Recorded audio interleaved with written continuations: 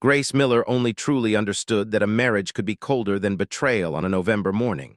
When she sat inside an estate planning attorney's office on the 27th floor of a glass tower overlooking downtown Chicago, a thick stack of papers in front of her, a cup of black coffee she had not touched, and her husband of 16 years smiling at the lawyer with the calm of a man used to entering every room as if that room had been designed to serve. Beyond the floor-to-ceiling windows, the city sank beneath a cold, gray winter clouds pressing low over the rooftops, turning the light that slipped into the office thin and silver, sharp as a blade laid sideways across the wooden table. Harrington and Cole's office was elegant in the kind of way that did not need to show off, yet still made people sit straighter, speak more softly, more carefully, as if mispronouncing a single word might prove they did not belong there. The walnut table was polished so finely, it reflected the cuff of Thomas's white shirt. The leather chairs were soft, heavy, and silent. On the shelves were thick law books in brown and deep blue, their gold-lettered spines lined up evenly like a wall of authority. On the wall hung an abstract painting in dark blue that Grace kept looking at, and could only see as a bruise spreading beneath skin. Thomas had told her the meeting was very ordinary, just an update to some family asset documents, part of the restructuring process before he finalized a major deal. He said everything had already been reviewed. He said his lawyer had handled the details. He said she only needed to sign where the tabs were marked. On the way to the office, inside the glass elevator, he had even smiled at her through their reflection and said, "After this, we'll have lunch. I booked La Vigne. You like the French onion soup there?" A thoughtful sentence, perfectly timed, perfectly Thomas.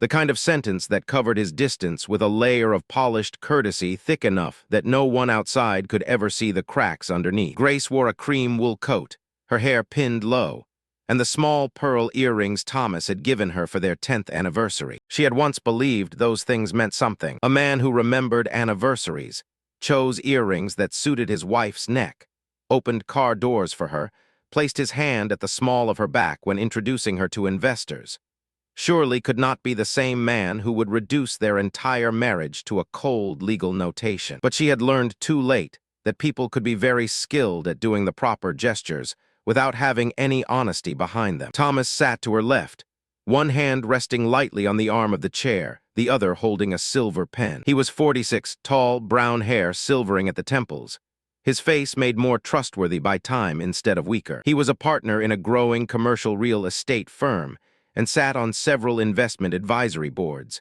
The kind of man who always knew how to say just enough, smile just enough, stay silent just enough for other people to fill the silence with their own trust. Grace had lived beside that composure for 16 years and had once called it maturity. That morning, for the first time, she saw it less like shelter and more like a wall. The lead attorney was Douglas Harrington, a man in his 60s with neatly combed silver hair, pinkish skin, pale blue eyes, and a voice as dry and smooth as expensive paper. Beside him sat a younger attorney named Meredith, wearing a gray blazer, her hair tied tightly at the nape of her neck, constantly arranging the documents, attaching yellow tabs to the page edges, sliding them toward Grace with a carefully trained professional smile. Douglas spoke about tax efficiency, asset protection, family continuity, governance structure, phrases Thomas heard like familiar music, occasionally nodding, occasionally adding, "Yes, that aligns with what we discussed."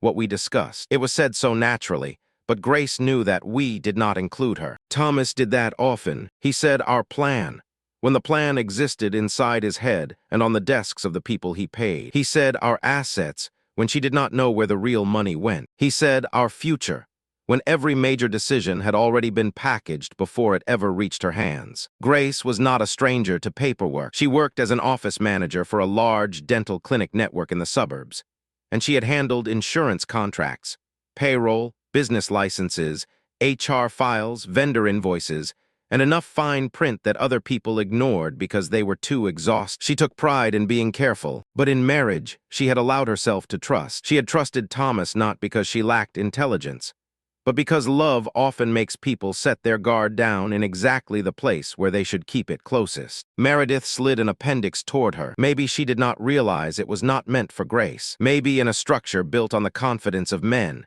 the only mistake that allowed the truth to leak out was a young woman placing the wrong stack of paper in front of her. Grace opened it. At first, it was just dry tables.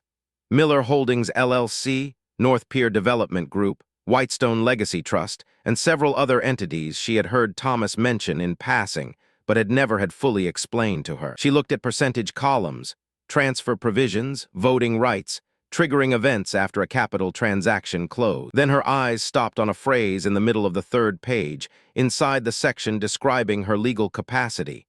Grace Miller, spouse of record. She read it once, then read it again. Not wife in any human sense, not primary beneficiary, not joint decision-maker, spouse of record. The recorded spouse, a cold, precise, clean term, like an item code in an inventory system, a position that existed just enough to confirm Thomas's marital status before the asset structure, but not enough to touch the center of his life. Grace felt the sound in the room pull away. Douglas was still speaking. The air conditioning still hummed. Thomas's pen still tapped very lightly against his leather folder, but everything seemed to sit behind a layer of glass. She kept reading, and that first chill turned into something deeper. Several important assets belonging to Thomas were being moved into a trust whose ultimate indirect beneficiary involved a name she had never heard in the way a wife should have heard it. Elise Warren. Grace did not leap to her feet. She did not throw the papers in Thomas's face. She did not create the cinematic moment people might later applaud. In real life, when the truth is too large, people often react smaller than they ever imagine. She simply sat still, her hand resting on the page, feeling the tips of her fingers go numb. She looked at Douglas and asked in a voice so calm it was frightening, "What does spouse of record mean?" The room stopped for only a fraction of a second. Meredith stopped moving the papers. Douglas looked at Thomas before he looked at her. Thomas immediately set down his pen and smiled a small smile. The smile he used whenever Grace asked something he believed she should not ask in front of other people. "It's just a technical term, Grace. Don't get caught on the wording." She did not look at him. "I'm asking the attorney." Douglas cleared his throat. "In the context of this document, the phrase confirms your legal marital status in relation to certain asset structures and related obligations. Does it mean I am the person primarily protected in that structure?" Grace asked. Douglas fell silent for a beat. Thomas placed his hand over hers. Light, controlled, enough for outsiders to read as reassurance. "Grace, not every document is about beneficiaries." She withdrew her hand, very slowly, not forcefully enough to be rude, but enough for Thomas to understand that something had shifted outside the orbit he had prepared. She looked down at the name Elise Warren. "Then who is Elise Warren?" This time Thomas did not answer right away. To someone else, the silence might not have mattered. To Grace, who had lived beside him for 16 years, that silence stretched like a hospital corridor. She knew when Thomas was choosing words. She knew when he was avoiding a truth by building a sentence around. Finally, he said, "A strategic advisor. You've met her? Why would a strategic advisor appear in your personal asset trust?" Thomas gave a quiet laugh and turned toward Douglas as if he needed someone with credentials to confirm that his wife was misunderstanding things because she lacked context. "You're looking at an appendix that wasn't meant to be read by itself." "Apparently," Grace said, her eyes still on the words. "A lot of things in this marriage weren't meant for me to read by myself." No one spoke for several seconds after that. She heard the rain beginning to tap lightly against the tall office window. Thomas leaned toward her, lowering his voice. "We'll talk later." Grace folded the document closed. "Yes, we will." But there was something in her voice that made Thomas, for the first time that day, look at her not like someone who needed to be guided, but like someone who might step out of the place he had assigned her. From the outside, Grace and Thomas Miller's marriage had once been beautiful in a way that made people feel reassured. Not dazzling, not loud, not dramatic, but polished by stability, by just enough wealth, by Christmas photos taken in flattering light, by fundraising dinners where Thomas stood with a glass of bourbon while Grace remained beside him in a dark silk dress, listening, smiling, remembering everyone's names, knowing when to enter a conversatio in and when to step back so Thomas could occupy the center of the room. They lived in a 2-story house in Naperville, with a gray roof, a glossy black front door, 2 Japanese maples on either side of the walkway, a lawn maintained by hired landscapers, though Grace still planted lavender beside the back porch herself, because she liked having something in her life that was not entirely outsourced. Their kitchen was wide and bright, white stone counters veined with gray, cream-painted wooden cabinets. A large island with enough space for cheese boards whenever they had guests. The dining room had a long wooden table with 12 chairs. But on nights when it was only the two of them, they rarely sat there. Thomas usually ate quickly at the island, checking email between bites, then said he still had a call. Grace had once explained it to herself as the price of success. Men building companies could not always be soft. Ambitious people needed space. Mature love was not always long conversations by candlelight. Sometimes it was keeping the house steady so he could fight battles outside it. She had told herself that story for years, because that story helped her avoid looking directly at the emptiness on the other side of the table. Thomas always needed her in places where there was an audience. He needed her beside him when meeting investors at the house for the first time, needed her to accompany him to galas, needed her to send thank-you notes to board members' wives, needed her standing in front of his mother as proof that he had a decent life. He told people Grace was the steady one, the person who kept him balanced. At first, she had taken it as a compliment. Later, she would understand that stability could also be a function,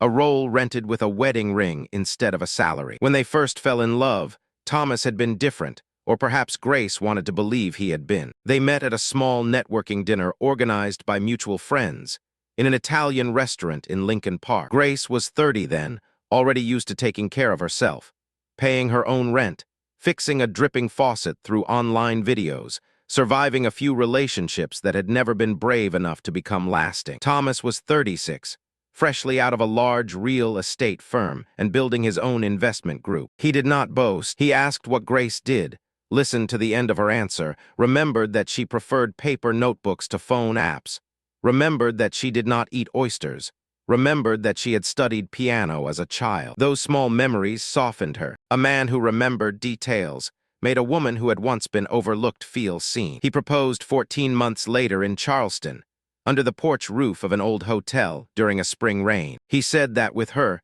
he felt he wanted to build something long-lasting. She said yes before he had finished asking. In their engagement photo, he looked at her with an expression she would later keep searching for whenever things turned cold. She had once believed that if that look had ever been real, then everything else could be explained by pressure, age, work, exhaustion. But one real look, if it had been real, could not save an entire life of carefully designed lies. In the early years of their marriage, Grace did more than she realized. She was not just a wife, she was the editor of Thomas's image, without knowing she was doing the work. When he began raising capital, she hosted dinners at their house, remembered which investor did not drink, who had children in private school, who liked talking about golf, who hated being asked about politics. She adjusted flowers on the table, chose music soft enough not to dominate, prepared food that was not ostentatious but refined enough. When a deal struggled, she sat with Thomas late into the night, reread emails to catch mistakes, softened sentences, reminded him to eat because he forgot. When his mother, Patricia, had knee replacement surgery,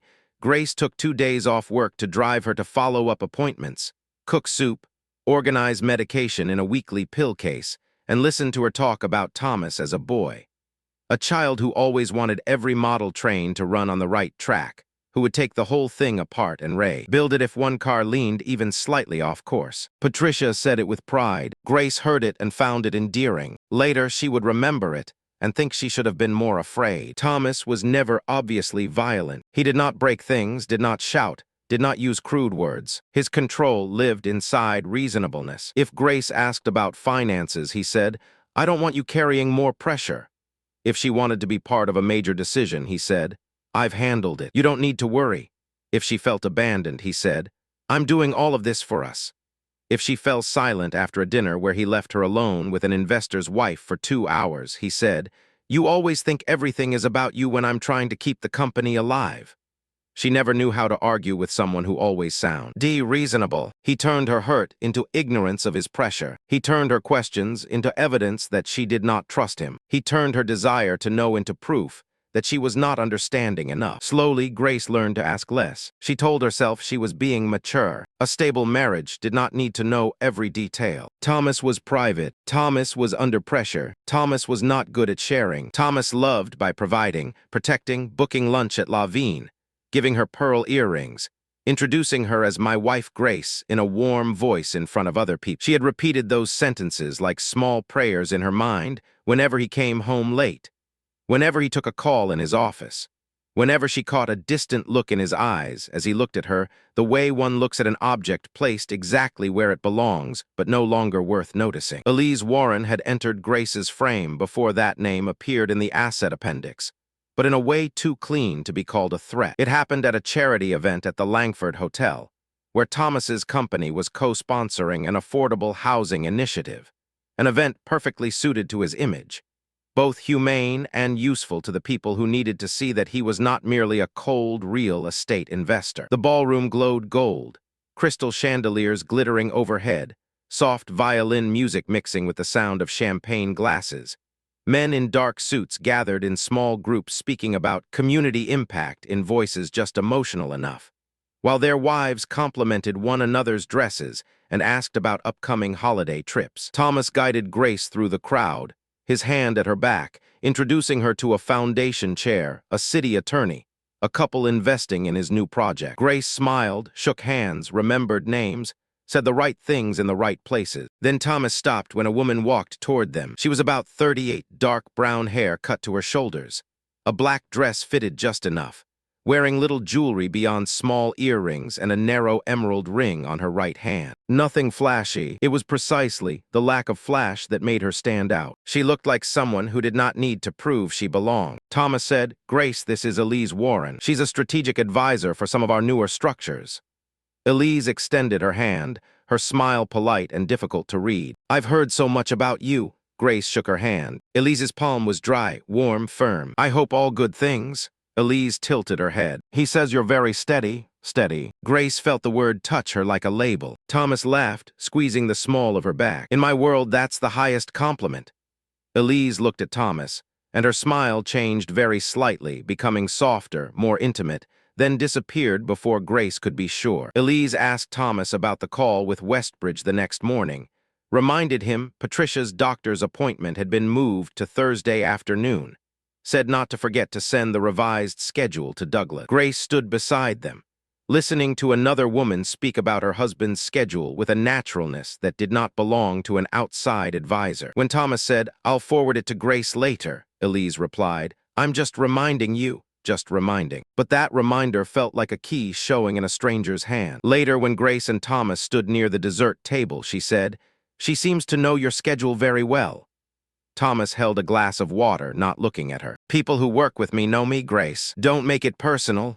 Don't make it personal." He said it as if the problem was not Elise's intimacy, but Grace's petty imagination. Grace had gone silent because she did not want to become the kind of wife who was jealous of women who worked with her husband, did not want to ruin an important night with a feeling that had no evidence attached. She had learned to swallow feelings that did not come with files. But near the end of the evening, when she went to find Thomas so they could leave, she heard Elise's voice outside the side balcony beyond the glass curtain. Not deliberate eavesdropping, at least not at first. She stopped because she heard Thomas's voice, then heard Elise say, "How long are you planning to keep this arrangement?" Thomas answered very low, "Not here." Elise was not angry. She sounded tired. She doesn't know enough to ask the right questions. Grace stood hidden behind the doorway, clutching her small purse, feeling the laughter in the ballroom behind her recede like sound underwater. Arrangement, she doesn't know enough to ask the right questions. When Thomas returned, he placed his hand on her back, smiled at an older couple, asked Grace if she was cold. That gesture had once made her feel cared for. That night, it felt like a control signal. In the bedroom after the party, Grace removed her earrings in front of the mirror, watching Thomas take off his watch and place it in the leather tray. Their bedroom was beautiful and expensive, pale gray walls, heavy curtains, soft golden bedside light, a large bed with clean white sheets so perfect that many nights Grace felt as if she were lying in a hotel room rather than a place where two people truly live. She asked, "What is the arrangement?" Thomas paused for a beat, not long, but Grace saw it. "What did you hear?" "I heard Elise ask how long you were planning to keep this arrangement." He exhaled, set down the watch, and turned back to her with the patient, tired expression of a man dealing with something unreasonable. "Grace, you heard one piece of a sentence through a glass door at a loud party, and now you want to turn it into what?" "I want to know what it is." "A deal structure. An investor arrangement. Elise works with me on those things." "Then why did she say she doesn't know enough to ask the right questions?" Thomas loosened his tie. "Maybe she wasn't talking about you." "Who was she talking about?" "Grace." He said her name as if it were a warning. You're tired. You had champagne. You've been sensitive these past few weeks. Sensitive? I'm not insulting you. You're saying I heard wrong because I'm tired. I'm saying you don't have enough context to draw conclusions. Then give me context. He looked at her, silent a little too long. I can't explain every complicated financial structure at midnight just because you overheard a word. Then explain the simple part. Why does one of your advisors talk about me as if I'm being kept out? Thomas closed his eyes for a second, like someone trying to stay calm with a difficult child. She didn't call our marriage anything. You're filling in blanks because you don't trust me. Grace felt heat rise in her face. Maybe I'm asking because you never give me anything solid to trust. This time, Thomas's face cooled. Not dramatically, just enough for her to feel the door close. I'm going to need you to sign some documents before the weekend. It's important. I don't want whatever you're feeling tonight to make you handle it strangely. Handle it strangely? You know what I mean. No, I don't. That's exactly the problem. Thomas walked into the bathroom and turned on the water, ending the conversation by turning the sound of the shower into a wall. Grace stood alone before the mirror. In the mirror, she saw a 40-year-old woman in an expensive evening dress, lipstick slightly faded, tired eyes, a small diamond necklace still at her throat, the one Thomas had given her at an anniversary party. She had once thought she was a chosen wife. That night, for the first time, she felt like someone placed in a convenient position and decorated beautifully enough so she would not ask what she was doing there. The next morning, Thomas left early, saying he had a call with New York. Grace did not go to the office right away. She called in for half a day off, then sat at the kitchen table and opened the old folders. Outside the window, the backyard was covered in a thin layer of mist, the lavender cut low for winter, the chairs on the porch covered with gray tarps. The house was so quiet she could hear the refrigerator click on and off. She pulled out mortgage documents, tax returns, trust amendments, life insurance policies, LLC paperwork, spousal consent forms, all the stacks of paper Thomas had handed her over the years in the same voice. It's just standard. Our lawyer already reviewed it. You know I'd never put you at risk. This protects us. She read this time not as a wife trusting her husband, but as someone auditing a fraud that might have lasted a decade. Certain words repeated, making her stomach grow colder. Acknowledgement only, waiver, no direct management authority, asset repositioning, beneficiary redirection upon capital event, spousal consent limited to record confirmation. She began marking them with a highlighter. At first, her hand shook from shame. Shame that she had signed. Shame that she, the woman who could catch one wrong invoice number at work, had signed documents tied to her own life with such soft trust. But the more she read, the more shame turned into anger. Not loud anger, cold anger. Thomas had not merely left her unclear. He had needed her unclear. He had built structures complicated enough to make her feel she had no right to ask, then used love as a way to make her signature pass more easily. She found an old tax document in which a secondary LLC listed its contact address as Suite 1804, 77 Waverly Place, Chicago. She did not recognize the address. She searched it. Waverly Place was a luxury building by the river.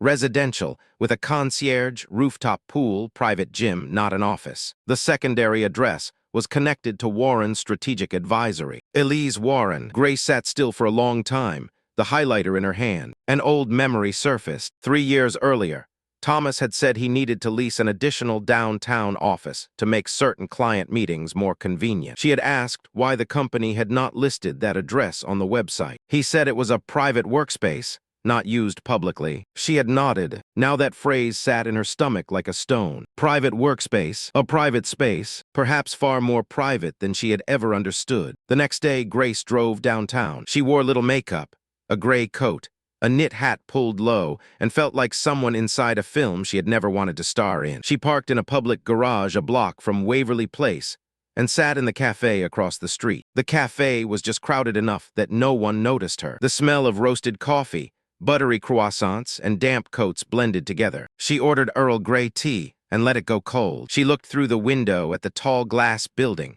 where a doorman opened the door for residents with a professional smile. She waited nearly an hour. During that time, she tried to convince herself there could still be another explanation. Elise might live there, and Thomas might truly use a suite for work. He could be going to a meeting. He could. But the self-soothing stopped when Thomas appeared from the underground parking garage. Not in a suit, not carrying his leather briefcase, but wearing a charcoal crewneck sweater, his coat open, a bag of food from a small Italian restaurant in his hand. He did not look like he was going to a meeting. He looked like a man bringing dinner home. And when Elise stepped out of the lobby before he could press the buzzer, Grace knew every kind explanation had run out of ground. Elise wore a cream sweater, soft pants, loose hair, low shoes. She took the food bag, smiled, said something. Thomas bent down and kissed her. The kiss did not last long, was not dramatic, was not rushed. It was cruel because it was so ordinary. It was not the kiss of people stealing a moment in the dark. It was the kiss of someone who had done it many times before, at a familiar door. Thomas placed his hand on Elise's waist as they went inside. Grace knew that gesture well. He had once placed his hand like that on her back in the early years, when they passed through the kitchen, when he wanted to pull her back for a quick kiss before work. With her, that gesture had faded, then become a performance before the public. With Elise, it was still alive. Grace lifted her phone and took a picture, not because she wanted to preserve pain, but because she had begun to understand that pain had no legal value without evidence. Her hand was so cold, the touchscreen did not respond at first. When she zoomed in on the photo, she saw the slim emerald ring on Elise's hand, the one Thomas had once said he had bought for his mother's birthday. Patricia had never worn it. Grace remembered clearly because she had once asked Patricia whether she liked the ring, and Patricia had laughed in confusion. "What ring, honey?" Thomas had been standing right beside her and said his mother must have forgotten that he had not given it to her yet. Grace had let it go because family dinner was noisy, because he put his arm around her right after, because she did not want to turn a ring into a problem. Now that ring glowed on the hand of the woman, opening the door for her husband, as though opening it for someone who belonged. Grace drove home in a strangely numb state. She did not cry in the car. She did not turn on music. She did not call anyone. She drove through clean suburban streets, past a school, past the grocery store, past houses already decorated with autumn wreaths, and felt the outside world was so normal it was insulting. The Naperville house lit automatically when she entered. The living room was beautiful. Beige sofa, low wooden coffee table. Wedding photo on the wall, coffee table books. Thomas had bought more for their covers than their contents. She passed the dining room with 12 chairs, where Thomas had once raised a glass before guests, and said Grace was the reason he remembered what he was working for. She walked into the bedroom and looked at the large bed with 2 pillows set evenly. This house had every sign of a shared life, but suddenly it felt like a showroom of legality. With Grace, Thomas was punctual, polite, distant, financially controlling. With Elise, he brought food, wore sweaters, kissed naturally, and allowed part of his wealth to flow through entities she understood. In public, Grace was the wife. In private, Elise was the woman he returned to. Question inside Grace was no longer, does he love someone else? It became deeper and more humiliating. Who am I in his life? A wife. A front. A trust condition. A signature. A moral accessory.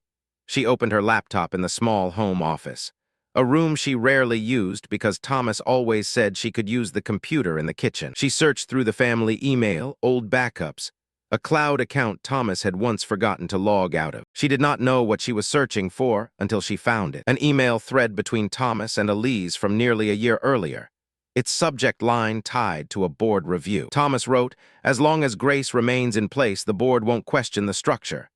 Elise replied, "Then keep her in place until after the transfer clears. After that, there's no reason to keep pretending longer than optics require." Grace read that sentence many times. Keep her in place, keep her positioned. Not love her, not tell her the truth, not protect her. Keep her in place long enough for the board not to ask questions. She felt as if she had just seen her own name on an operations diagram, a small box in a flowchart connected by arrows to board confidence and transfer approval. At this point, the affair almost became the less frightening thing. An affair at least admitted she was a human being betrayed. Those lines turned her into a maintained instrument. Grace's personal attorney was named Andrea Lawson. Andrea's office was on the second floor of an old brick building in Oak Park, with a narrow staircase, worn wooden banister, a waiting room with real plants and slightly old blue fabric chairs, entirely different from the cold polish of Harrington and Cole. Grace chose Andrea because an old co-worker who had divorced a husband who hid assets recommended her, saying, "She doesn't talk much, but she reads everything." Grace brought 2 bags of files. When she placed them on the table, she felt as if she were pouring her entire marriage out in front of a stranger. Andrea was around 50, Short hair, sharp eyes, thin glasses, no pity in her voice. She read in silence so long that Grace felt both afraid and grateful. At last, someone was reading the things Thomas had always wanted her to sign through. Andrea reviewed the spouse of record appendix, the trust documents, Thomas's emails to Elise, the Waverly Place photos, the consulting fees, the spousal consent. Near noon, she took off her glasses. I'm going to be direct. You may have been placed at a disadvantage through multiple documents. Some assets will not be easy to pull back if you sign, but there are signs here of hidden assets, misrepresentation, possibly breach of fiduciary duty in the context of marriage, and the payments to Warren's strategic advisory need to be examined carefully. Grace looked at her own hand. I signed them based on what were you told? That they were standard, that the lawyer had reviewed them, that he would never put me at risk. Andrea nodded slowly. Trusting your husband is not stupidity, but continuing to trust once you have evidence would be dangerous. Grace exhaled, not realizing she had been holding her breath. I want to confront him. Don't, Andrea said immediately. Not yet. I don't know if I can keep sitting at the same table with him. I understand, but men like Thomas Miller do not panic loudly. They move assets, they delete traces, they call their lawyers before you have finished crying. They build a narrative that you don't understand finance, that you're retaliating over an affair, that you're unstable or jealous. If you want to leave this with anything beyond the feeling that you were right, you need to let the documents speak before your emotions. Grace lowered her head. That hurt because it was true. Andrea continued. From now on, don't sign anything. Don't send him long emails. Don't threaten. Don't say what you know. We need backups, a forensic accountant, and preservation of record. If there is a public event coming up where he needs you to appear, we may be able to use it carefully. Not to make a scene. To lock the narrative. Grace looked up. Anniversary gala? Andrea looked at her. When? In 6 weeks. He wants me to give a speech. For the first time, Andrea raised an eyebrow slightly. So he still needs you to perform wife in front of an audience. Grace felt her throat tighten. Yes, Andrea placed her glasses back on the bridge of her nose. Then you need to decide when the performance ends. From that day on, the middle stretch of Grace's life became a long, heavy, suffocating tunnel, where she lived in the same house as the man who had turned her into an instrument, and still had to ask what he wanted for dinner. She did not confront him, she collected. By day, she went to work, processed clinic invoices, replied to vendor emails, smiled when coworkers asked how her weekend had been. In the afternoon, she came home, took off her shoes, hung up her coat, asked Thomas if he needed anything from the dry cleaner, listened to him talk about Westbridge, the board, timing. At night, when Thomas went into his office or fell asleep, she scanned documents, saved multiple copies, sent them to Andrea through a secure channel, wrote timelines, checked dates against one another. She contacted the forensic accountant Andrea recommended, a Vietnamese-American man named Paul Nguyen, who spoke slowly and did not color things with emotion. But in his spreadsheets, the money began to take shape. Paul found several. Consulting, payments to Warren's strategic advisory through Intermediary LLC. Some payments had sources tied to the joint account after it had been restructured, following Grace's spousal consent. A few coincided with times. Thomas had said he needed more operating capital. A large transaction was scheduled to occur immediately after the gala, transferring indirect rights in North Pier Development Group into a new trust, in which Elise had an interest through another entity. Grace read the preliminary report in the grocery store parking lot, her hands on the steering wheel, milk and vegetables in the back seat. She had to sit there for 10 minutes before she could drive home, not because she did not understand the numbers, because she understood them too clearly. Every dinner she had hosted, every time she had stood beside Thomas in front of investors, every signature she had placed because he said, "Our future," may have helped him transfer a future without her into another woman's hand. Thomas began to sense that she had changed, not because she was obviously cold, but because she was too quiet. One evening he stood in the laundry room doorway, watching her fold towels. "You're angry with me? You think so? You don't ask anymore." She smoothed the towel's edge. "You used to dislike it when I asked." He stepped in, not too close, but close enough that the room seemed to shrink. "Grace, if what happened at the lawyer's office made you misunderstand, I want to deal with it before it becomes something bigger in your head." "In my head? You know I don't mean it that way." "No, you always mean it that way. You just rap it better." His face tightened slightly. "You're talking like a different person. Maybe I'm reading more."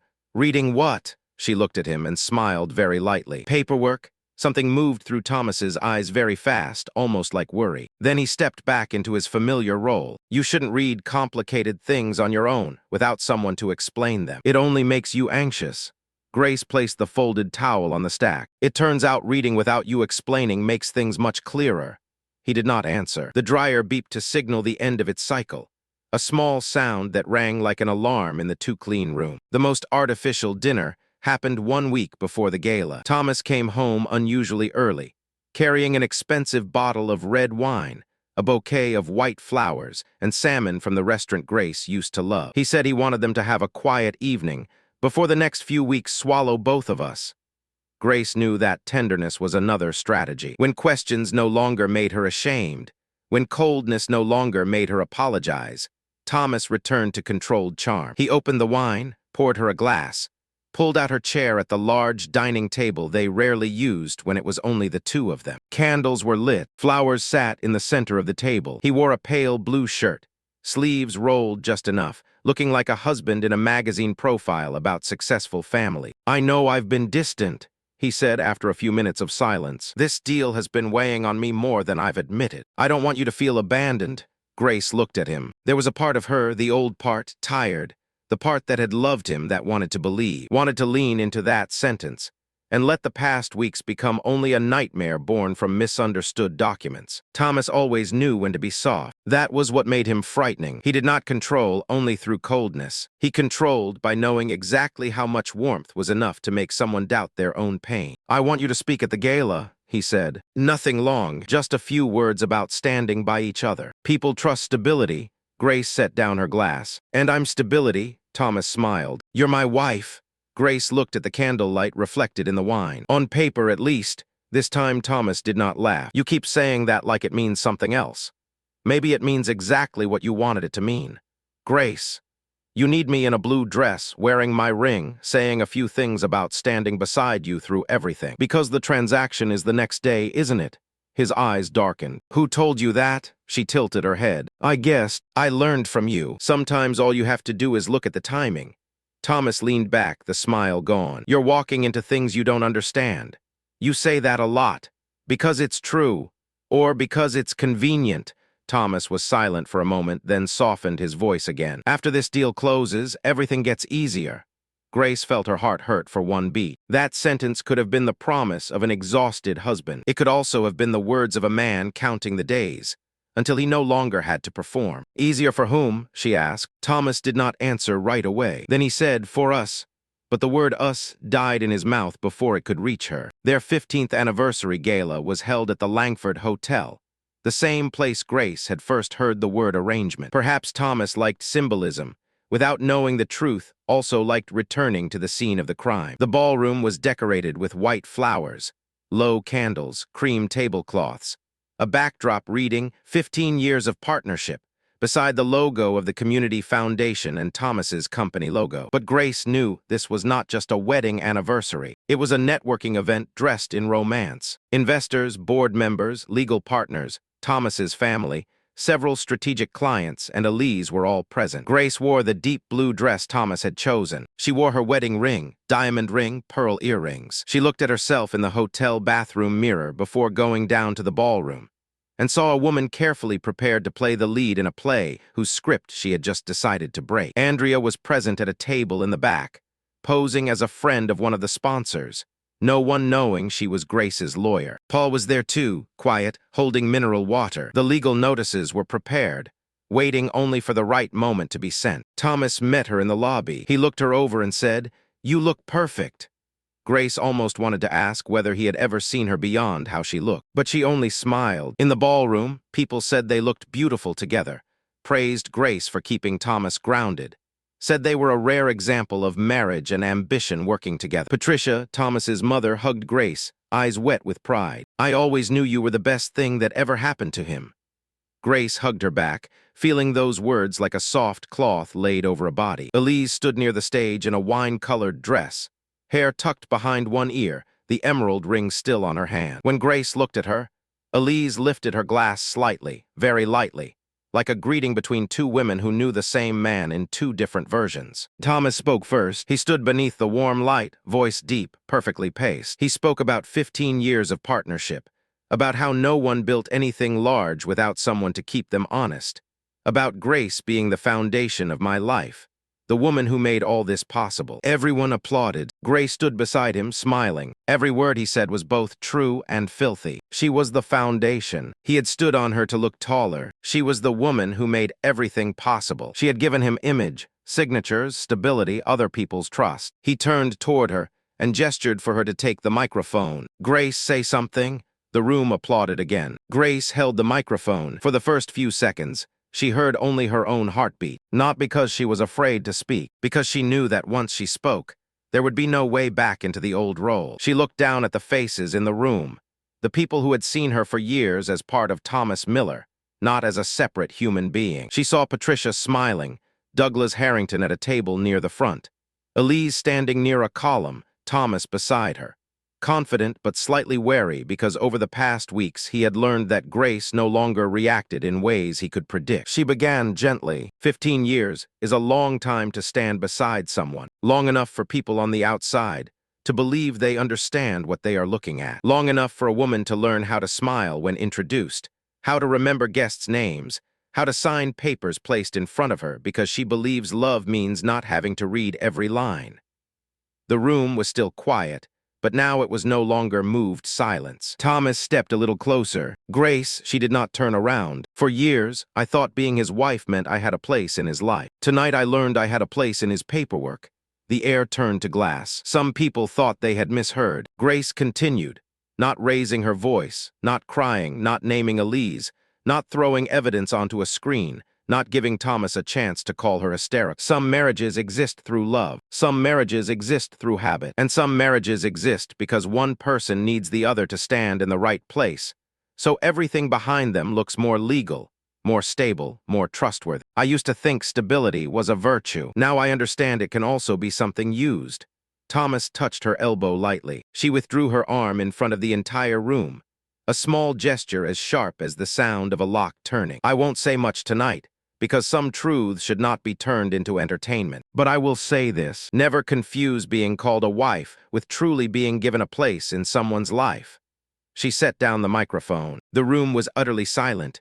No applause, no shouting. Only the sound of a camera being lowered, and whispers beginning to spread like water under a door. Just as Grace stepped away from the stage, Douglas Harrington's phone rang. Then a board member's. Then Thomas's. The legal notice from Andrea's office had been sent simultaneously to Thomas's lawyer and the relevant parties, requesting preservation of documents, temporary pause of transactions showing signs of concealment of marital assets, review of payments to Warren's strategic advisory, and examination of trust structures connected to the spouse. Of record status. Thomas looked at his phone, the color leaving his face beneath the golden light. Grace walked past Elise. Elise no longer raised her glass. Grace did not look back. After the gala, Thomas took Grace up to the hotel suite in silence. Once the door closed, he turned around. For the first time in 16 years, Grace saw that his control no longer fit cleanly over his face. It had stretched tight. Do you understand what you just did? His voice was low, not loud, but with an edge few people had ever heard. Yes, you humiliated me in front of the board, the investors, my mother. You used me in front of all of them. I just stopped cooperating. You have no idea what you just touched. You have no idea what you're touching, Grace repeated in English, almost whispering, then looked at him. That was the point, wasn't it? Thomas clenched his jaw. Elise is an advisor. Those payments are legal. The trust is an asset protection tool. You're letting a divorce lawyer turn your head into a battlefield. Grace opened her bag and placed a folder on the suite table. She was ready. The keeper-in-place email, the after the transfer clears email, the Waverly Place photos, LLC payments, trust documents, the spouse of record appendix. Then explain. Thomas looked at the folder as if it were a poisonous animal. He did not touch it right away. You've been digging. I've been reading. You invaded. I found. You signed everything, Grace. He said it like a final blow, as if her signature was proof she had no right to hurt. She looked at him for a long time. Because you lied about what I was signing. He opened his mouth, then closed it. 1 second, no words. In that gap, Grace saw not remorse, but calculation. He was measuring damage, reactions, exits. "If you keep going," he said slowly, "you could lose the house, lose the share of assets I tried to protect for us, lose your reputation. People will say you don't understand my work, that you're jealous of Elise, that you ruined a major deal because of emotion. You've already prepared that story? I'm warning you. No, you're threatening the woman you called the foundation of your life an hour ago." Thomas stepped closer. "I gave you a life many people dream of." Grace looked at the expensive suite, at the successful man in front of her. "You gave me a role and expected me to be grateful because the stage was beautiful." Thomas fell silent. Grace took the folder back. "From now on, you talk to my lawyer." As she walked toward the door, he called her name, this time not commanding, not warning, almost panic. "Grace," she stopped but did not turn around. "Did you ever love me?" The question escaped before she could stop it. It was smaller than the assets, the trusts, the deals, the emails, but still the oldest thorn. Thomas was silent for too long, far too long. Finally, he said, "In my way." Grace closed her eyes for 1 second. "In my way," meaning not enough to tell the truth, not enough to give her a real place, not enough to stop using her. She opened the door. "Then in my way, I'm leaving." Elise revealed her true face not in a loud confrontation, but in the hallway outside Andrea's office after a preliminary legal meeting where the parties exchanged documents. Elise came with her own attorney, hair tied neatly, camel coat, little makeup, still beautiful in a cold way. Grace was standing near the window, waiting for Andrea to get the car when Elise approached. "Grace," her voice was calm. Grace turned. Elise, a silence. The hallway smelled of old carpet, coffee from the meeting room, and damp rain beyond the glass doors. Elise looked at Grace without shame. If anything, she looked annoyed that Grace had not disappeared on schedule. "I know you think this is personal." Grace almost laughed. "My husband has an apartment with you, moved money through your company, put you inside his asset structure, and I'm described as spouse of record. It feels rather personal." Elise exhaled, as if forced to speak with someone who did not understand the rules of the game. "You and Thomas have been a formality for a long time. He didn't know how to end it without hurting you. So the two of you decided to drag it out until the transfer cleared." Elise's eyes moved very slightly. "You don't understand the pressure he's under." "I understand pressure. I don't understand turning a person into a tool and calling that pressure." Elise gave a thin smile. "You must have known this wasn't a real marriage." Strangely, that did not break Grace right away. It went into her like a long, slow needle and remained there, because inside that sentence was the entire contempt Elise and Thomas had held for her. Not hatred. Hatred would have at least acknowledged her as an opponent. They saw her as the woman who should have understood she was only being kept because she was useful. And because she had not understood, she became foolish in their eyes. Grace replied, "No, I knew he was distant. I didn't know I was being used as legal furniture." For the first time, Elise lost some of her softness. "You can't prove intent." Grace looked at the emerald ring on her hand. "I don't need to prove what you felt. I need to prove what you wrote." Elise said nothing. Grace stepped a little closer, not threatening, just close enough that the words would not drift away in the hallway. "You didn't win because he loved you more. You were simply invited into the part of his life he didn't want me to read. Don't mistake that for love." Elise's face hardened. "At least he chose a real life with me." Grace nodded faintly. "Then you should ask yourself why that real life needed my signature to exist." Andrea appeared at the end of the hall. Grace walked away, leaving Elise beside the window, where the rainy light made the emerald ring look darker. The legal process lasted months, and it was nothing like a movie. There was no fiery courtroom where Grace won, with a line that made everyone stand and applaud. There were emails, meetings, document requests, preservation orders, forensic review, tense calls, legal bills that made Grace nauseous. Nights when she stayed awake until 2 in the morning reading documents until her eyes burned. Some days she felt strong. Some days she sat in her car outside Andrea's office and cried from exhaustion, not because she missed Thomas, but because her life had been reduced to exhibits. Thomas lost what he had tried hardest to keep, not in one dramatic collapse, but through cracks spreading slowly. The board paused the major deal. Several investors requested disclosure. Elise's consulting fees came under scrutiny. Some assets were temporarily frozen. Douglas Harrington, who had once looked at Grace like an appendix in a conference room, now had to answer Andrea's letters in a far more careful tone. Thomas tried to settle privately. He offered more money than Andrea had predicted, attached to an NDA and a joint statement saying they were separating due to irreconcilable differences. No mention of Elise. No mention of spouse of record. No mention of the asset structure. Grace sat in Andrea's office, listened to Thomas's lawyer read the terms, and said, "I will not sign one more lie to help him look clean." Thomas looked at her from the other side of the table, thinner, eyes deeper, but still not a repentant man. "What do you want, Grace? Do you want to destroy me?" "No. Then what? I want to stop being used to protect you. I never meant for it to become this ugly." Grace looked at him. "It was ugly before I found out. You just preferred it quiet." That silenced him, not because he finally understood, because there was no clean reply. That night at midnight, after Grace had moved into a temporary apartment near Oak Park, her phone lit up with Thomas's name. She let it ring for a long time before answering. He spoke in a low voice, sounding broken for the first time. He said he was sorry that everything had gotten out of control, that Elise had not understood all of it, that the lawyers were making everything into war, that if Grace kept going his reputation would never recover, that his mother had not slept, that company employees were worried, that hundreds of people depended on him. Grace listened, sitting on the floor of the empty apartment, her back against an unopened box of books. The apartment had only one standing lamp, its faint golden light falling across cheap wooden flooring. She waited for him to say one sentence about her, not about the deal, the board, his mother, employees, Elise's reputation. About her, about how he had let her live 16 years inside a performance, about how he had watched her sign papers and known she did not understand them, about how he had let Elise say legal arrangement, as if Grace were a chair in the room. But that sentence never came. Finally, Grace said, "You still don't see me." Thomas was silent. "You see consequences. You see everything you're losing. You don't see the person you turned into a tool so you could keep it all." "Grace, tomorrow my lawyer will send the final terms." "Is that all?" he asked. She looked around the empty apartment, where her life had been reduced to cardboard boxes and legal folders. "No, that's just the last part with a signature." She ended the call. She did not shake. She did not cry. But afterward, she sat for a very long time in silence.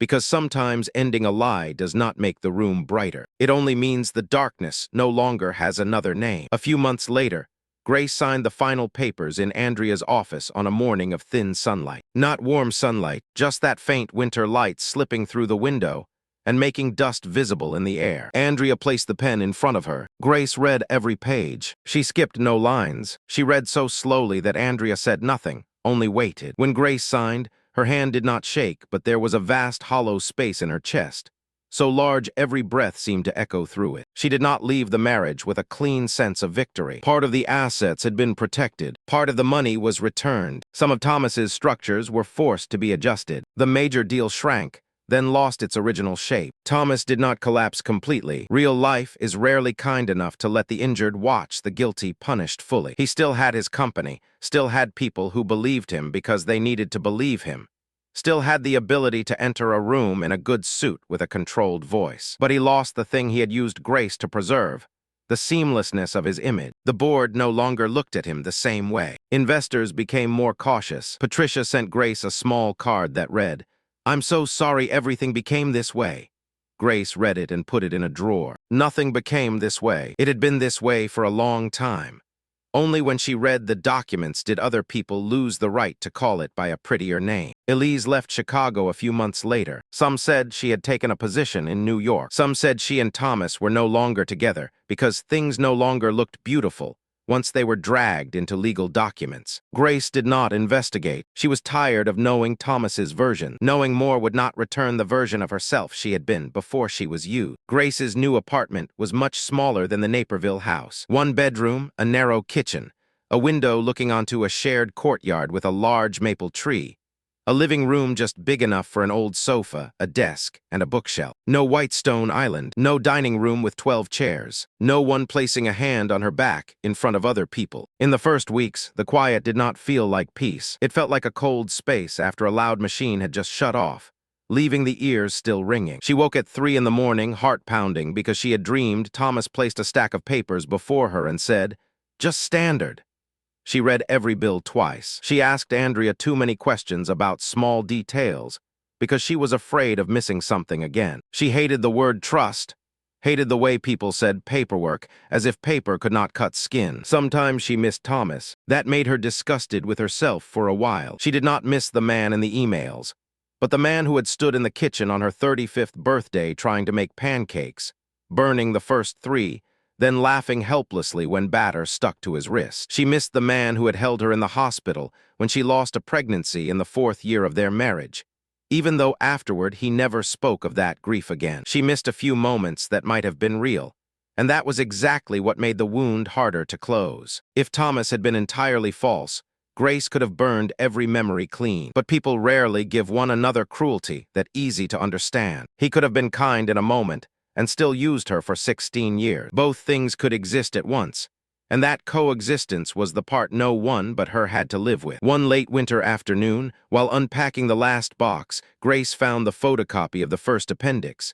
the page with spouse of record highlighted in yellow. She sat down on the apartment floor, her back against the sofa, staring at those words for a long time. They had once chilled her, because they reduced her to a line in Thomas's file. They were still cold now, but beside them on the floor were the lease for an apartment in her name only, a new bank account, the signed divorce agreement, and a blank notebook she had bought at a small bookstore near her home. She opened the first page and wrote her name, not Mrs. Miller, not spouse of record, just Grace Miller. Then she stopped, looking at her own handwriting. It did not make her feel healed. No healing comes simply because a pen touches paper. But there was a small truth there. This time she knew what she was signing. She had once thought the worst pain was discovering her husband had another woman. Then she thought the worst pain was seeing him walk into Elise's apartment, as if going home. But in the end, the cruelest thing was not that Thomas had a secret. The cruelest thing was realizing that Grace herself had been the secret used to protect his real life. She had been the wife on paper, the proof of stability, the signature when he needed legitimacy, the gentle face when he needed others to believe he was a trustworthy man, the ringed hand when he needed the board not to ask the wrong questions. And when she walked away with the truth, Thomas lost the thing he had built everything around, the lie that he was a man worth trusting. Grace survived, but she did not return as she had been. She no longer walked into love, paperwork, promises, or a hand placed on her back with the same old softness. A part of her had frozen in that 27th floor law office, before the word spouse of record, and that part did not thaw just because she had left. But in the small apartment, under the thin light of late afternoon, as she placed the appendix into a folder of her own, not to obsess but to remember, Grace understood that she was no longer a position inside someone else's structure. For the first time in years, every paper placed before her was read by her own eyes. Every signature passed through her own understanding. And every morning she woke in a room where no one needed her to stand in the right place to hide a lie. That was not happiness. Not yet. Perhaps it would not be for a very long time. But it was truth. And after a marriage where truth had been hidden behind trusts, galas, wedding rings, dinner tables, and the words, "You don't need to worry." Truth, however cold and lonely, was the only place Grace could still stand without being turned into paperwork.